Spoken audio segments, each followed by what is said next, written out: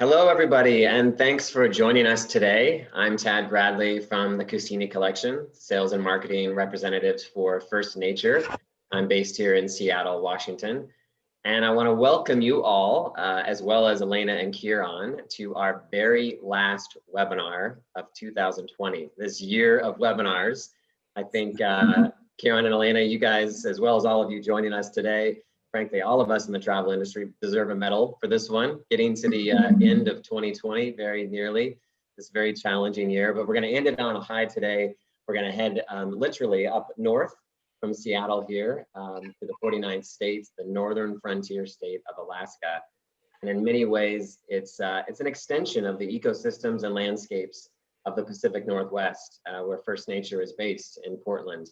Just kind of on steroids. The wildlife, the landscapes, everything's bigger up in Alaska. And as I mentioned, I'm joined by Kieron and Elena, both from First Nature.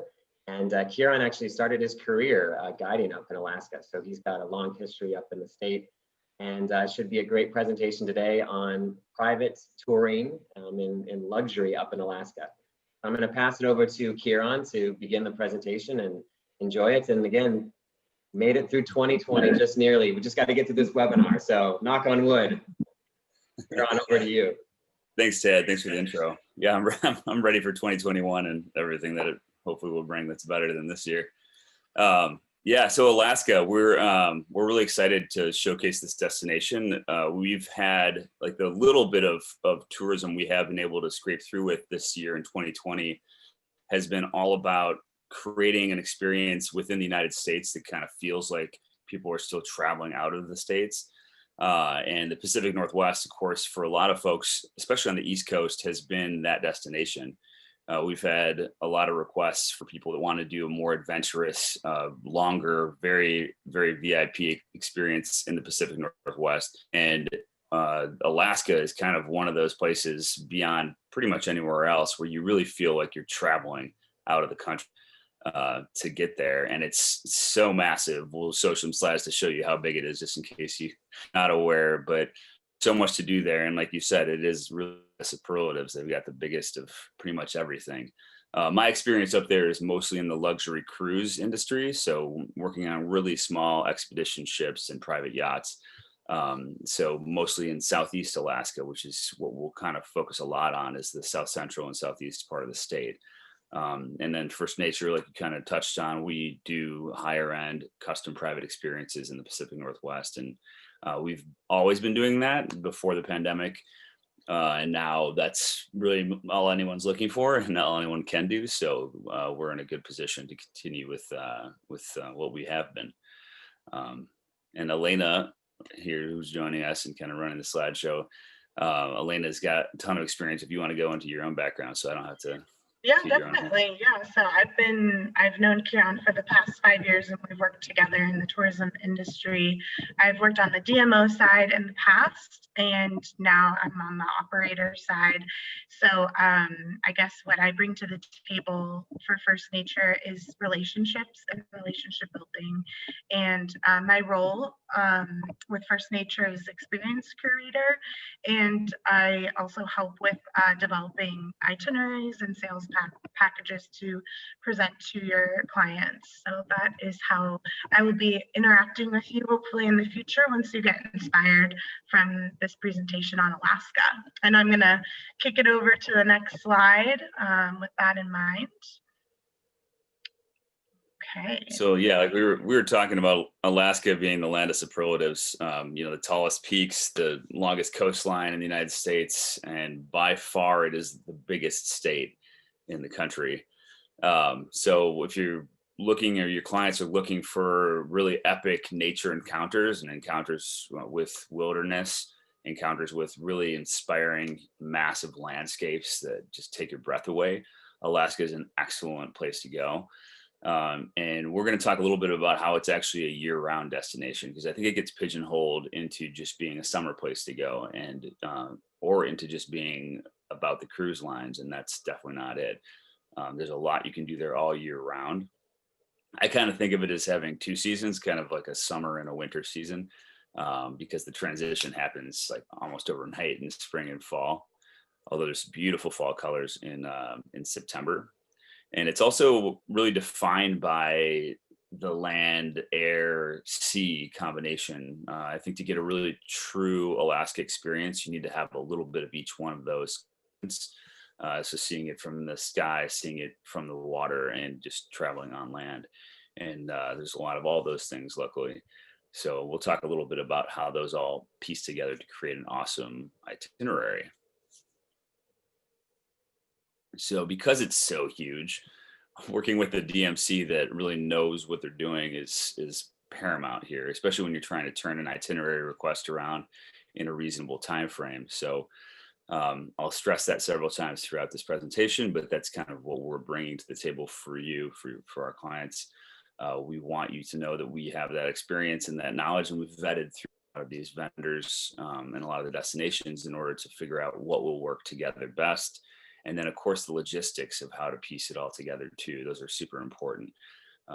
Just getting from one place in Alaska can feel a little bit daunting because it is so huge. You can see in this slide here how Alaska actually covers like half of the United States. So, you know, and from east to west, you're essentially looking at almost the width of the United States entirely. So that's a massive area, obviously, to cover. We're going to focus a little bit on the south central and southeast areas just because of time reasons, and that's kind of where we have the most experience and the most product right now, south central and southeast. That's actually the main ports of entry as well. Anchorage, of course, being the biggest city, capital, biggest airport. And then southeast Alaska, Juneau and Ketchikan are kind of the main ports of entry into that region. And it's interesting, the southeast part of the state is actually pretty much all accessible only by water and by air. So you can't really drive almost anywhere in that whole entire panhandle down there in the southeast corner. So it's kind of an obligatory experience to be on the water when you're touring around southeast Alaska. And you'd want to be down there on the water anyway. That's how you see the most wildlife. That's how you see these incredible tidewater glaciers that are calving off right into the ocean that you can get up close and personal with. And then, of course, the South Central Alaska with Anchorage also has Alyeska for incredible winter activities, and then easy port of access for get to the interior into Denali, which is the other major attraction, I'd say, in the state of Alaska. So I think we can go to the next slide here. Talk a little bit more about cruising. I already talked a little bit.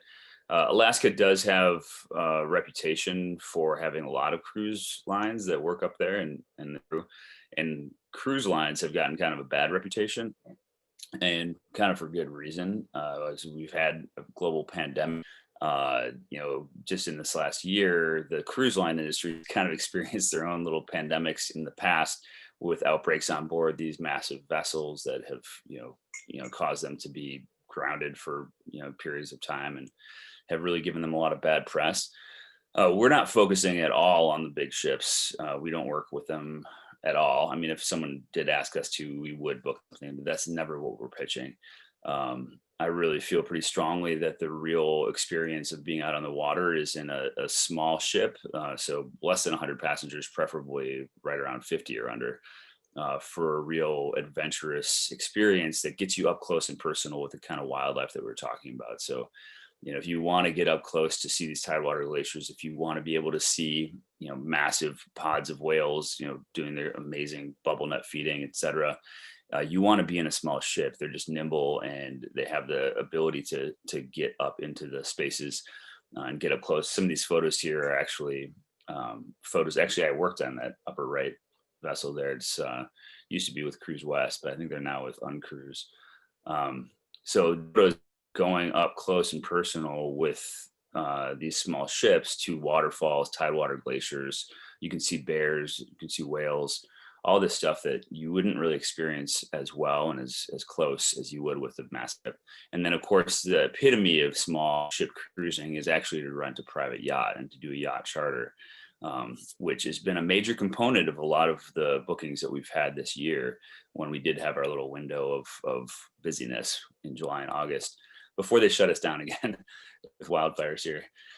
So yacht cruising has kind of picked up a lot, and I don't know if that's going to continue into 2021, but it kind of makes sense. So people being able to be comfortable with their own pod of people that they're traveling with, and having just a crew that's dedicated to them doing exactly what they want to do on their own itinerary is the epitome of private boat cruising. And so you got a couple photos there on the bottom there of some of the yachts that we work with up in Alaska. And this is the ultimate way to experience Southeast Alaska, especially. It's incredible to be able to go up wherever you want on a whim. And it's really easy access to a lot of these smaller towns too. And you can go to visit some of these quaint little villages where there's only 5,000 people there or less, and you're not completely doubling the population by landing a massive cruise ship there and offloading it. So highly recommend the private yacht experience, and we'll talk more about that a little bit. All right, I'll move on to the next portion. So Kieron really covered the sea component, and that's where his background is from a guide perspective in the beginning of his career. And so moving on forward to the air component, because there is such remote places throughout Alaska, the road system isn't always connected. And so what's wonderful about that is that there are so many high-end destination wilderness lodges that are fly-in only, accessible either by float plane or by charter plane as well. So and honestly, throughout all of Alaska, depending on what your activity preference is, we can find a destination lodge, or we know of a destination lodge that will cater to that activity. For example, fishing, sport fishing and hunting is very popular in Alaska. And surprisingly, I mean, these aren't your, roughing it fishing lodges. They have on-site chefs, they have high-end accommodations, some have spas on site, and then they often, because they're in such remote locations, offer other activities via plane as well, flight seeing, flight supported hiking, fishing, etc. And some of those experiences in terms of activities could be anything from mountaineering, which would be glacial climbing, spelunking, etc., out to grizzly bear, brown bear viewing as well. So those are just some examples of the activities that you can only do in a remote location.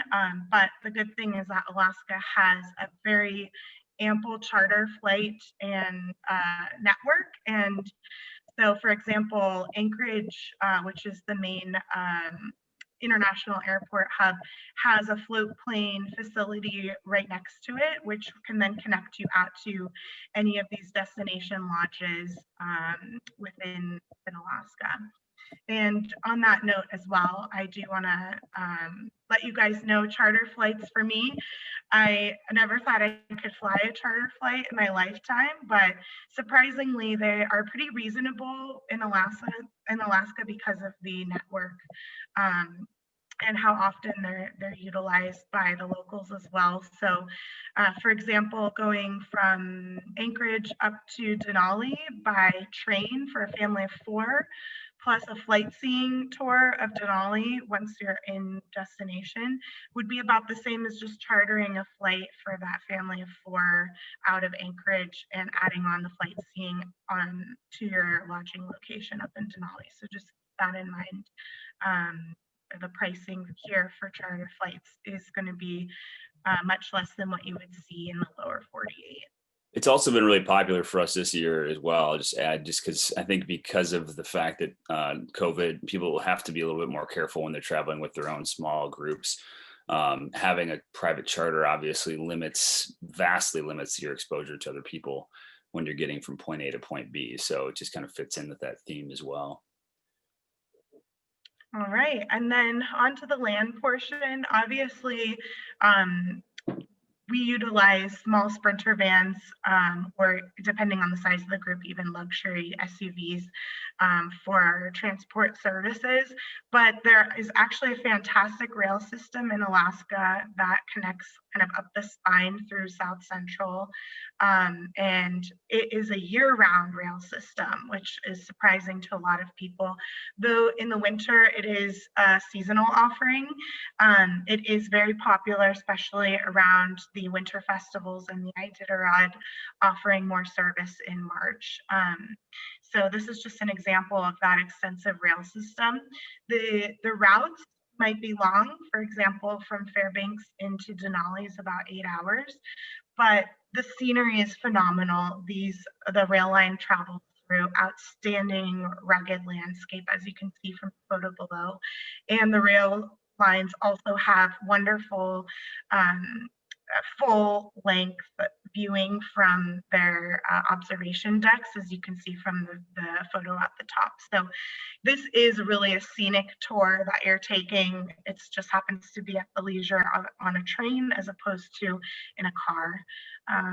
And we'll go into the use of rail in one of our sample itineraries.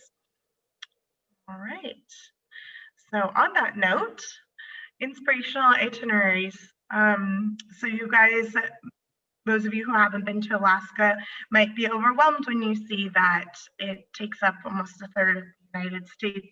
How do you break this up? And as we mentioned before, we're really going to focus on the South Central portion of Alaska, part of the interior as well, and then the southeast portion in the Inside Passage.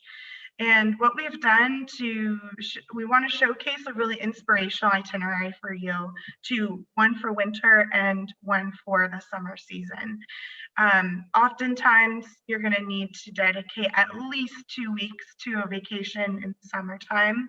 It can be done a week-long itinerary, but you're only going to maybe see one of the national parks like Denali, for example, or Glacier Bay down in the southeast corner. So we recommend at least 2 weeks for a vacation. 3 would be ideal, especially if you want to do a sea tour.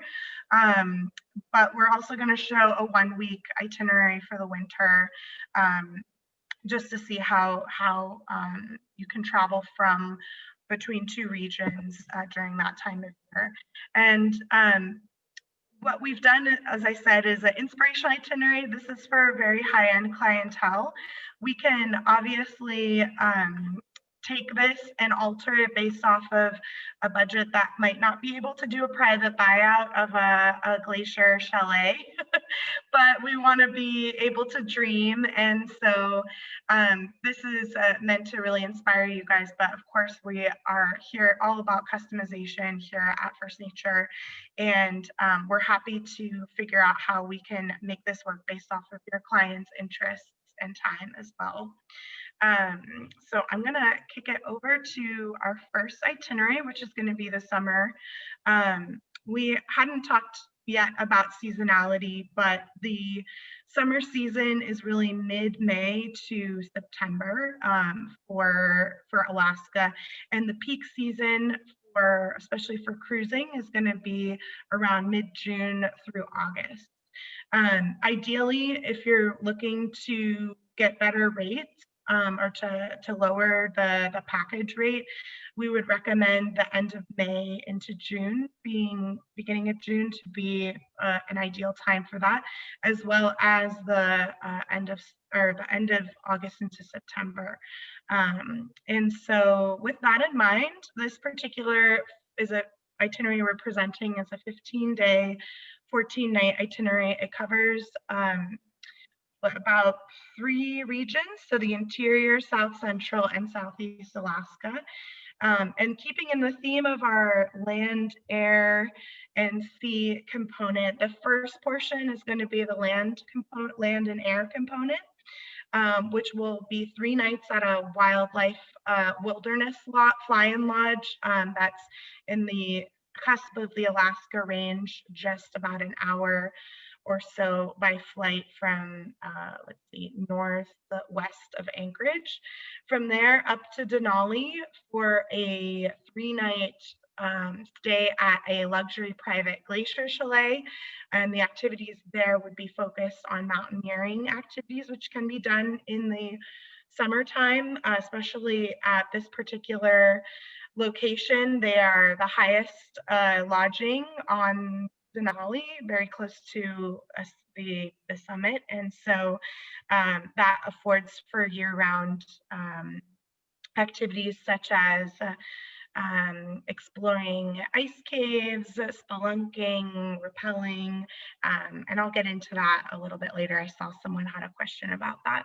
And then from there, going down into the southeast portion of Alaska, the major attraction there is Glacier Bay National Park, as well as what's known as the Inside Passage, and that is the body of water that Kieron had referred to from Juneau to Ketchikan, that many of the cruises end up doing their expedition cruising through. So I'm going to go ahead and move on to the next slide here. And I'll kick it off with the Wilderness Lodge. So how are you going to get out to the middle of nowhere? Well, actually, it's pretty easy. Once you land in Anchorage, you can board a float plane at the seaplane base there right next to the international airport. And from there, you'll be escorted out to a wilderness lodge. And this is there are many, as I mentioned before, but this particular one that I have photos for you is a boutique luxury 6-cabin wilderness retreat. And what they specialize in is helicopter supported touring in the area. And so along with this 3-night stay includes a helicopter tour of your choosing. And that could be anything from dog sledding to fly fishing to wildlife viewing. And then there's, because it's a destination wilderness lodge on site, you have everything from a on-site spa, cooking classes, gourmet cuisine, there's lakeside, all of the lodging is lakeside, so you can hike as well. So there's also leisure activities you can do outside of a fully guided experience too. So just some examples of what these lodging facilities look like. Each of the cabins at this particular one have their own private hot tub and beautiful deck overlooking the lake there. And then, as I mentioned, a ton of on-site programming. They are all-inclusive, which means that all of the meals are taken care of, even beverages like beer and wine. In addition to that, they will work with you to cater your experience there when it comes to activities. And so at this particular wilderness retreat, as I mentioned, they have an on-site helicopter that they use for their guests. And as there is just gorgeous glacial viewing you can do on a tour. You get 1 day dedicated, and in a 3-night stay, you get 1 day dedicated to your private helicopter tour, and depending on what activity you want to partake in. And so here's just some phenomenal photos of what that looks like. Even in the summertime, you can go out to the dog sled team, which is located nearby, and it's actually crosses paths with the Iditarod route. And so it's a very authentic experience up here in this part of South Central Alaska. Moving on to the next. This would be, the next portion would be making your way up to Denali. And from flying out of this particular wilderness lodge, you can go into the town of Talkeetna, which is thought of as the gateway to Denali. And from there, you can do a half-day tour and lunch, see a little bit of humanity, of civilization, for a second. It's a very cute, quaint town there in Talkeetna, and there's a lot to take in terms of wildlife photography just within town itself. And then from there, hop aboard your private helicopter up to the Ruth Glacier, which is atop Denali.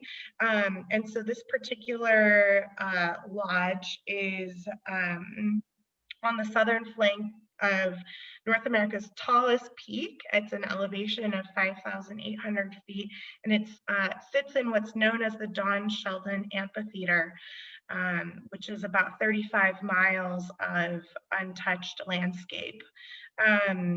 So what does this look like? This particular chalet has a capacity for 10 people. It's a 3-night minimum buyout for the lodge itself, and it includes an on-site sauna, as you can see in these photos, panoramic views of the glacier, of the Ruth Glacier, and they also have an on-site professional guiding team that will help you, both train you if you're a novice or someone that isn't familiar with what types of mountaineering experiences you might be able to do. They'll provide training, all the gear, and the support to get you out onto that landscape and exploring all that it has to offer. It's a really grand experience, and look, definitely I see people saying epic for sure.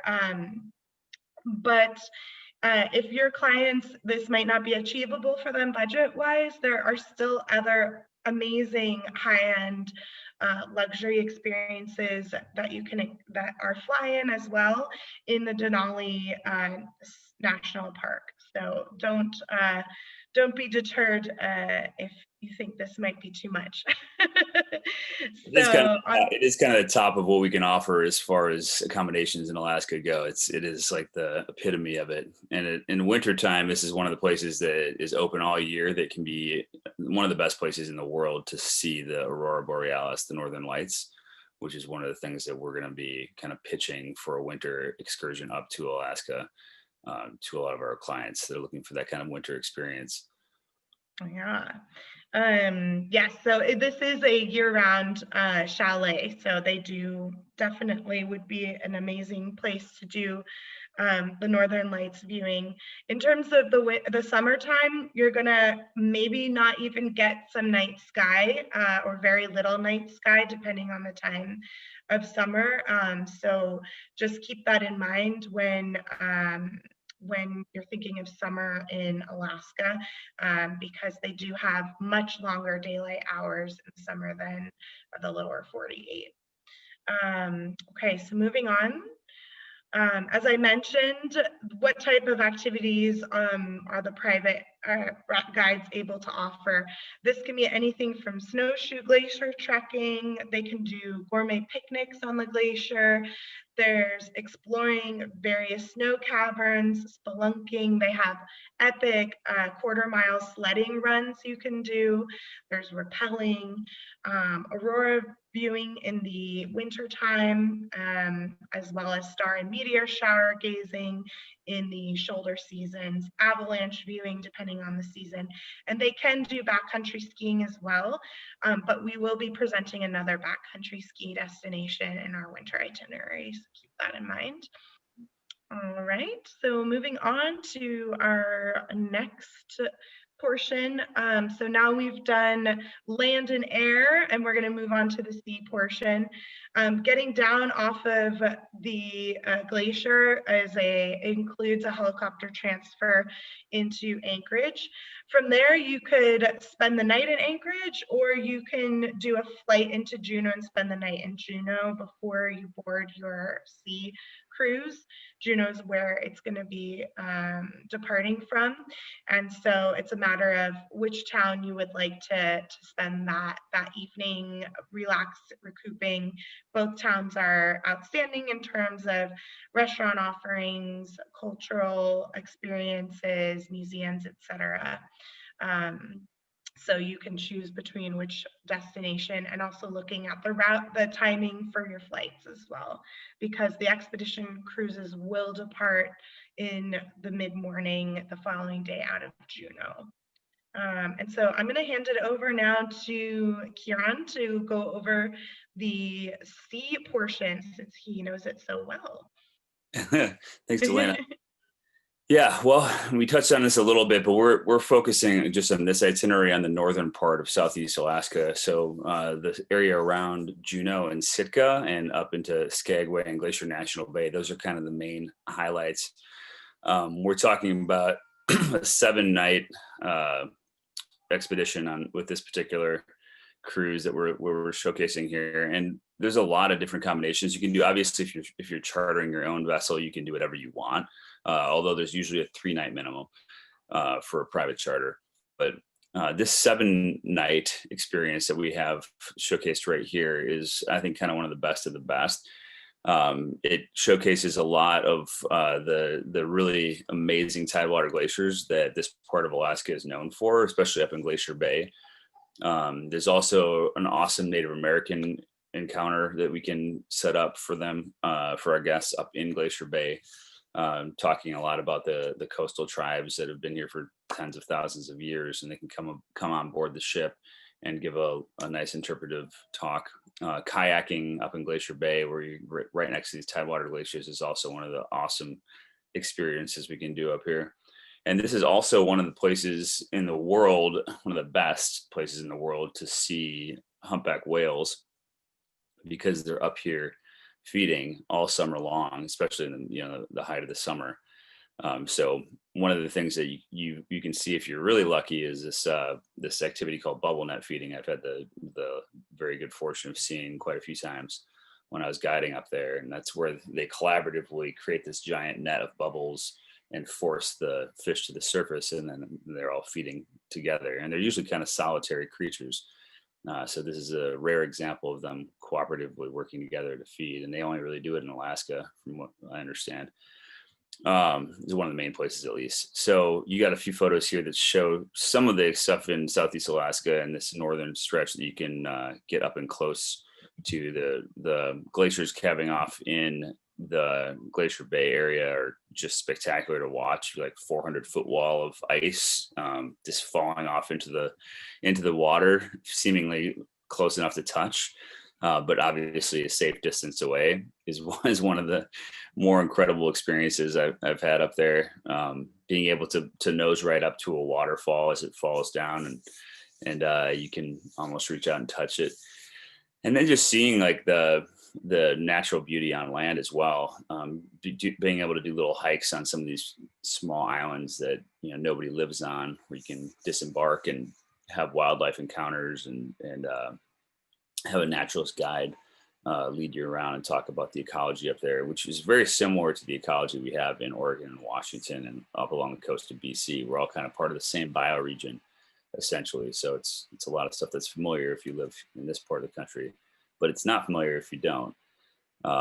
So those are some of the experiences that you can have in this part of the state. The next slide, you see one of the local tribes people from the Southeast Alaska tribes. You can see an example of one of the ships and the swim deck that you have right off the back. So kayaking, Zodiac trips to the shore, all that stuff is right there on the ship, even on a small ship, and readily accessible for use by the guests. All the stuff you can do on land, essentially, and all the stuff by air can be arranged as part of the cruising experience as well. One of the main things that we did as guides on these expedition ships is to organize shore excursions. So I'm intimately familiar with a lot of the operators and the vendors that are up there doing these shore excursions that are specifically tied to and catering to the cruise industry, and working with the smaller, more boutique end of those vendors is kind of our MO. So if you want to do like the flight seeing up onto the glacier and dog sledding onto the glaciers, the kayaking experiences that we're talking about, and then the onshore hiking or fishing, all those things are available from these Southeast Alaska cruises. So just keep that in mind as an option. If you didn't do it in the central part of the state when you're up in Denali or in a different section, you can still access a lot of those activities from on board the cruise. Right. Great. So moving on, we'll go to the next itinerary, which is a winter itinerary. Someone had asked about ski, so we'll be covering it in this winter itinerary here. So this is a sample 8-day, 7-night itinerary, and it can be run during the winter season, which actually, in terms of northern light viewing, actually starts in September and goes through April. So it's a very long winter season. But ideally this would be run depending on if you want to try to catch the Iditarod at all, could be, or any of the winter festivities, that would be around the February, March timeframe. But also you could run this as well in October, November. So pretty long season in terms of northern light viewing. So the focus of this is going to be, as I mentioned, the Aurora Borealis. The first part of the itinerary is up in Fairbanks, so that's where you would fly into. And from there, you go out to a igloo-inspired lodge for 3 nights of Aurora Borealis viewing. Moving down to Girdwood, which is where you're going to end your vacation, but with a stopover in Denali, Talkeetna area. And that would be utilizing the scenic train ride from Fairbanks. I actually said Girdwood, but it's you would be flying from Fairbanks, you'd be taking a train from Fairbanks into Talkeetna, doing an overnight there, and then you could do a flight seeing tour around Denali and land in Anchorage, and Anchorage is about 45 minutes from Girdwood. If you were to you actually can't do the whole train from Fairbanks to Girdwood. If you did it all in one go, I think it would take you over 12 hours or so, but we recommend doing the 8-hour train, having an overnight in Denali, utilizing the flight seeing as a transfer into Anchorage, and then heading to Girdwood. And then finishing your experience with some backcountry skiing at Alaska's ski resort just outside of Anchorage. Oops, and I have a misspelling. Sorry about that on there. Yes. Okay, so starting out, as I mentioned, flying into Fairbanks, there is an amazing igloo-style resort located about, I believe, 25 miles outside of the city in an amazing 100 acres of boreal forest. And these are state-of-the-art fiberglass igloos with see-through viewing from your room, so you can watch all night long. But what's amazing about this particular resort is they have made it full service in offering plenty of activities to do during the short daylight hours that exist, and making it worth your time to be up there for at least 3 nights. And what are some of those activities, you say? Well, there's a wonderful hot springs actually in the Fairbanks area, and they offer helicopter hot spring experience that you can add on to your stay there. In addition to that, they have tons of dog sledding, snowshoeing on site, and they also have snow machine or snowmobile touring you can do around the area. And there is on-site dining, high-end dining as well. So it is a destination experience in and of itself. Oh, another typo here, but on to day 4 through 5.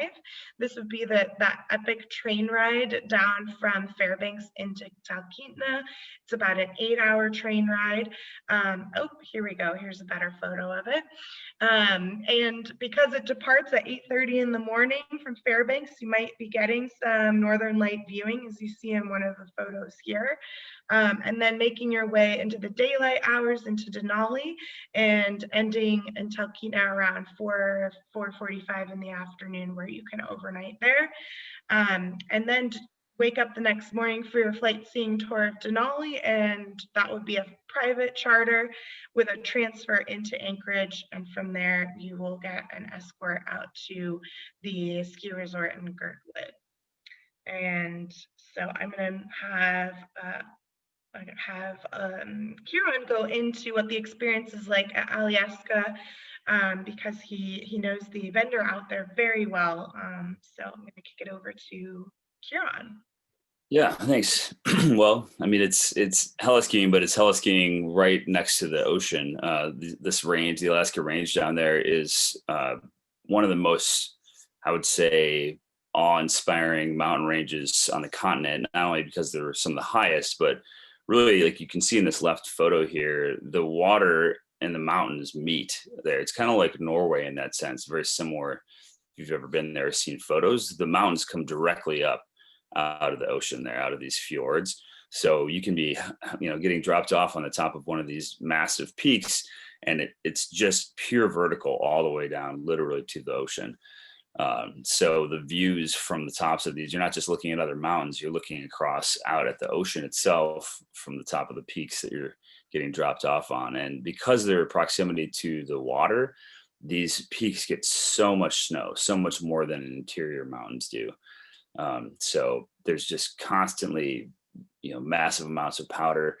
The vendors we work with there, this is like what they do. They're out there looking for the best possible places given the conditions and the time of the year, for getting people up into these powder stashes that few people have access to. And Alyeska itself is a great point of jumping off point for a lot of these activities. So, besides this heliskiing there, you've got Alyeska itself, which is a ski resort up there, a massive ski resort, based right there in Girdwood. And the proximity to Anchorage is also one of the major appeals. You can get to Girdwood from Anchorage in the wintertime in 45 minutes or less. So it's, right there, really easy access compared to the rest of Alaska. And you can do it from the ground. You don't have to fly or do it by a ship. So it's a 4-star resort as well. Some of the rooms are very lodgy, and they might feel a little bit dated, but it's kind of part of the experience. It fits in really well with the landscape and with the kind of lodge vibes that most people are looking for up there in Alaska. Besides the skiing too, you've got glacial boat tours and aerial tram on site, and snowshoeing is a really popular activity for folks that are not as adventurous to do the black diamonds and the getting dropped off on a peak by helicopters. So there's also a wildlife center and various museums, et cetera, that you can access pretty much year round. So we're looking forward also to an expansion in 2021 up there. They're adding a state-of-the-art Nordic spa to the property. So that's going to be a really nice amenity that we can look forward to in 2021. So overall, I mean, it's for a winter destination, to get away from the main, continental United States. I think it makes a lot of sense to sell Alaska.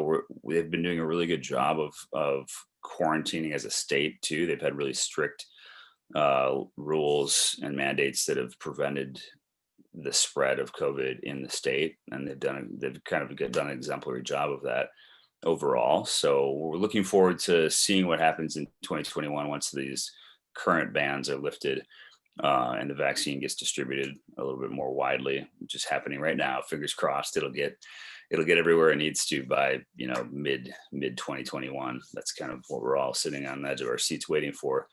But I think in the trend in the industry just after this year will continue to be these private exclusive experiences and wide open spaces and access to nature. And there's just very few other places that you can get that on the same level as you can get it in Alaska.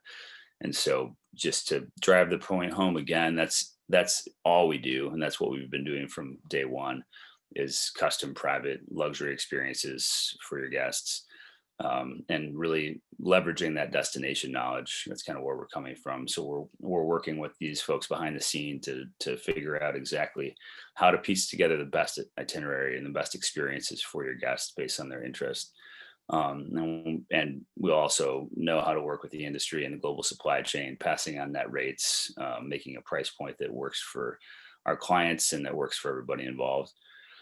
So I think we can kind of open it up to Q&A.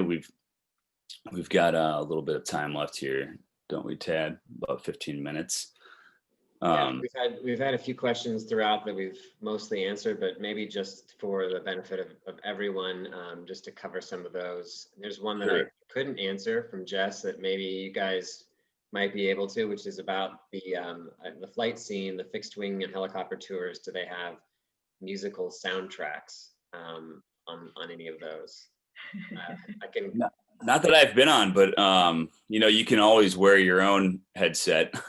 You'll have a headset on inside of the helicopter to communicate with the folks that are piloting. So I'm not sure they can do that, but what they can do is give you some awesome footage of you shredding epic powder from the top of these mountain peaks, and then you can put that to music and create your own music video.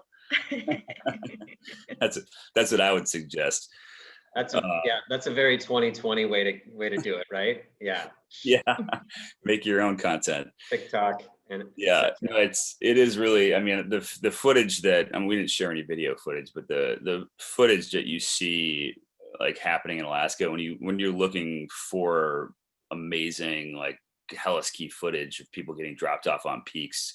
And like the most epic powder ever, and the most incredible landscape in the background. Those are Alaska, a lot of them. Like there's very few other places that really have that level of incredible ski access, and just so many peaks to choose from right there, just all kind of close together, close to Alyeska especially. So yeah, and there's if you want to get some content that will blow people's minds, that's a great spot to go. Well, just to emphasize that point about ski trips, this was earlier in the presentation, which you guys did cover about you do offer ski trips, obviously in Alaska, but maybe just real quickly cover the fact that you also can customize a ski trip elsewhere in the Cascadia region, in the Pacific Northwest, British Columbia, Washington, as well as Oregon. And there's a lot of amazing mountain skiing to be had there as well, whether you're talking about downhill, backcountry, heli skiing, or even cross country. Yes, that's very true. That's kind of what we focused on our last webinar, which I encourage folks to take a look at, that kind of focuses on Washington and Oregon. But yeah, ski trips here in the Northwest are kind of underrepresented, I think, in the United States at large. We have incredible skiing here and very few lift lines at most of our resorts. And besides the resorts, we have awesome access to backcountry all over, like from Northern California all the way up into Alaska. So that access is, I think, pretty unique when you combine it with the really amazing cities that we have as ports of entry, and some of these really beautiful boutique lodges that are sprinkled throughout the destination. We can create some of the most epic ski packages that you can imagine. I mean, going throughout the Pacific Northwest from peak to peak and from boutique lodge to boutique lodge is an awesome way to travel in the wintertime. And I can't stress enough how much the lack of, a 1,000-person lift line makes the experience so much worthwhile. You might get 4 runs in on your average busy day on a weekend in Colorado, whereas, you can get a full day lapping a lot of these smaller resorts that have excellent snow, and it's just a better overall experience with the lodges. So I would like to just stress that Alaska is probably the peak of all of that, the epitome of all that when it comes to being able to get those backcountry experiences and to do heli skiing for a reasonable price, because there's so many outfitters that we work with that can do it. And to answer a question on here, we can handle fully like white glove service level of handling your clients from start to finish, pick up to drop off. They don't have to touch their luggage the whole time, including their ski gear. We can manage all of that for them. And our private transportation that we provide is kind of one of the core pieces of our product. So our professional guides and luxury transportation, that go hand in hand, they are very accustomed to making sure they handle everything from start to finish, and can also go off piste, so to speak, when it comes to having to pivot due to weather or to just whatever your whims are as a traveler. So yeah, we have a lot of options to throughout the Pacific Northwest for winter travel, but keep us in mind, especially in Alaska, for these really epic encounters with amazing backcountry and heli skiing experiences. And then pivoting from the big peaks and heli skiing down to the fjords and the inside passage where you're doing cruising with these small ships, there's a question about guaranteed inventory on any of the expedition ships. Does First Nature have guaranteed inventory? Which I believe the answer is no, but you do have really strong relationships with many of those cruise companies. Yeah, we don't have guaranteed inventory. I mean, we do have good relationships. In fact, a lot of the people that are still working, fingers crossed they're still there. I mean, who knows what 2021 is going to bring, but we've had really good relationships that are long-standing with these smaller operators that have the more luxury boutique ship size, and that's my history in the industry up there. And a lot of those folks are still in the industry and are still the same people that I've worked with a decade ago. The best way to do the guaranteed inventory is, of course, to upsell to a private charter, and then you're guaranteed the inventory then. But you will want to consider the fact that July, early August and all of July, that's the peak season. So you're gonna be paying a higher rate, considerably higher rate, if you're trying to send people there in July than you are if you're sending them there early June or late May or even September. So because the season is pretty small, it's pretty short, you'll see that price fluctuation greatly throughout from month to month in Alaska, especially. So keep that stuff in mind. It's so beautiful up there, and you can get great weather, even as early as May and as late as September. And then, of course, the winter experiences are their own thing. But for cruising, I would say your best bet for weather is going to be June, July, and the first half of August in Southeast Alaska, because it is a rainforest. It does rain quite a bit, even as early as mid-August. Yeah, another note too on the expedition cruises, because Kieron is very familiar with the vessels. They have about anywhere from 40 to 80 passengers maximum on the small ship cruises, but they do vary. The boats do vary in terms of what their cabin offerings are, and so we would make sure that we're selecting the best cabin that's going to provide them the most comfortable stay, because there is variation between what the bed setup is like in certain ships. And so Kieron in particular worked on a really amazing of the vessels, so we can make sure that we're putting your client on one that is going to be the most comfortable for them. Yes, just to answer the questions about refundability, as of right now, yes, everybody's essentially being extremely flexible with their cancellation policies and refund policies. That's kind of across the board the standard now for the industry, which is wonderful. Obviously, as an intermediary that's doing a lot of the behind the scenes planning and organizing for us, like passing money back and forth and putting deposits down, we're at a very high risk position, just like most of you are. And so it's very nice that the industry has stepped up and has kind of met the demand for flexibility and cancellations. And I see that continuing into 2021. Hopefully it'll continue beyond that as well, because obviously, people are going to be a little gun shy when it comes to traveling again for a while. So I think that's going to be a question we get a lot. Just back to the mountaineering options, or the activity options of the Glacier Chalet that you guys presented. There was a question earlier about the mountaineering. What do you mean by mountaineering there? What's the level of mountaineering expeditions one can do from that chalet?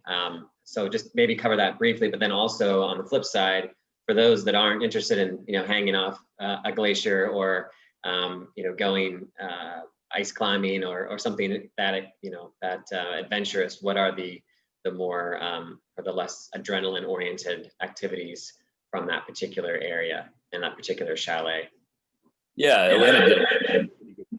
she did a pretty good job going over a lot of those, but the dog sledding, the snowshoeing, cross country skiing, those are all kind of the lower impact and a little bit more accessible options for folks that aren't as extreme or interested in the the more the hardcore mountaineering experience. But what they're talking about, having mountaineering guides means you can be summiting peaks given the appropriate weather condition right within that area. And that a massif is a collection of peaks. That's essentially what that means. And so that's what this beautiful little lodge is centered in this giant collection of peaks that can be summited right there safely with mountaineering guides. So. And how is availability looking for early winter 2021 and summer 2021 in general?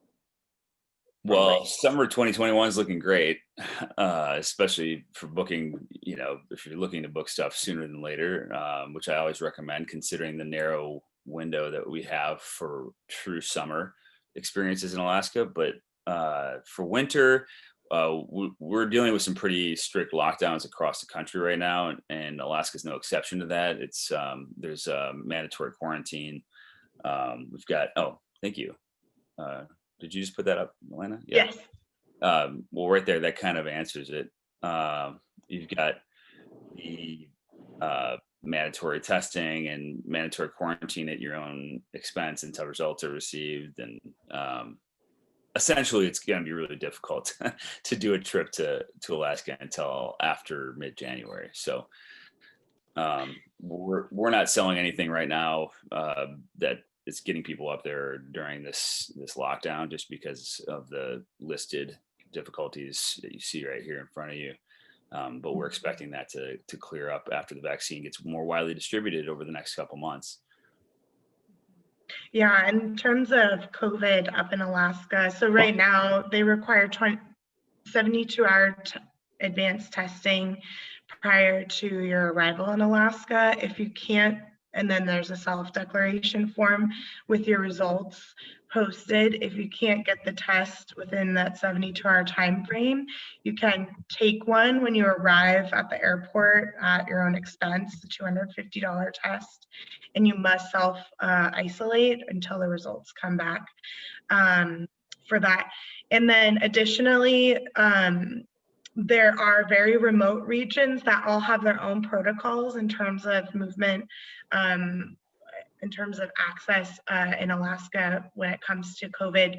And so it really varies by region in terms of what the situation is like up in Alaska. So that's just some information for what the current travel situation is like. If anyone has guests that are interested in traveling this winter and is concerned about the COVID testing and the turnaround times, I mean, there are a number of options to guarantee results within 24 hours in order to make sure that you can meet that 72-hour window. COVID Consultants is one that my colleague Gretchen used when she was traveling to Zimbabwe, who had an even tighter window, and they guarantee results within 24 hours. They mail you the test. So there's a lot of resources. Should you have questions about those testing resources, feel free to reach out to me, and I can connect you with those if you do have guests interested, but you're concerned about the testing. A few more last minute questions here, I think. I guess maybe the last one is, I'm gonna test you guys here. Jess asks about her favorite bar, the Bird Bar, which she thinks was actually burned to the ground back in '96. Do you guys have any recommendations or any favorites that may have replaced the Bird Bar as authentic Alaska? So going deep on this one, Kieron, anything from your time up there? The most authentic Alaska experiences that I have had up there, in my opinion, have been up in Skagway, where they've recreated a lot of the Gold Rush environment there, and you can interact with a lot of people doing like the living history actors and learning all about the access to the Yukon through that port of entry. And Skagway is a really unique town, and it's part of that whole northern section of the Southeast Alaska experience that we're talking about with the cruise ships. So yeah, I'm not familiar with the bird bar, but yeah, I would say for authentic Alaska, going to like one of these little mining towns and or one of these little fishing villages along the Alaska Maritime Highway in Southeast Alaska is one of the better experiences you can get, because they're, you know, actually working fishing towns. And Tia, is our local expert in Anchorage, has actually answered the question. They have made a replica of the bird bar in Chilkoot's Charlie's. So so there you go. Thank you. Thanks, Tia. Local knowledge from Anchorage. Yeah, here at the end. Expert on the ground. All right, guys, I think that's going to do it for us today. Kieron, Elena, thank you so much for your time today, for your expertise, for sharing some of these just absolutely stunning photographs, allowing us to dream and get inspired for travel in 2021. As I said, this is Kusini's final webinar of the year. So again, medal to Kieron and Elena for rounding out this year of webinars. I should have counted to see how many we've done this year, but it's been a lot. So congrats, guys, on making it through this crazy, strange, challenging, at times difficult year. And here's to much brighter and better times next year. Here's to that. Thanks, everyone. Cheers. Thanks, Ted. Cheers. Bye-bye. Bye.